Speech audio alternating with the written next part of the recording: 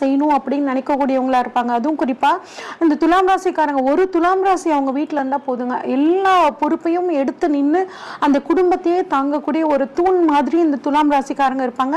எல்லாத்துக்கும் தேவையான உதவிகளை பார்த்து பார்த்து பார்த்து செய்யக்கூடியவங்களா இருப்பாங்க.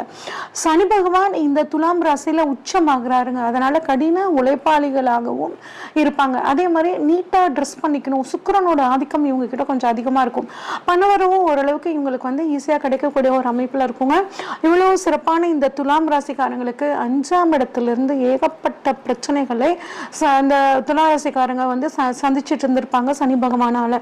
இப்போ ஒன்றும் கவலை இல்லைங்க. அதாவது நிறைய துலா ராசிக்காரங்க பார்த்தீங்கன்னாங்க கணவன் மனைவி பிரச்சனை, டிவோர்ஸ் அப்படின்னு போற அளவுக்கான ஒரு சூழ்நிலை இருந்திருக்கும். யாரை பார்த்தாலும் என்னை எதிரியாவே நினைச்சாங்கங்க.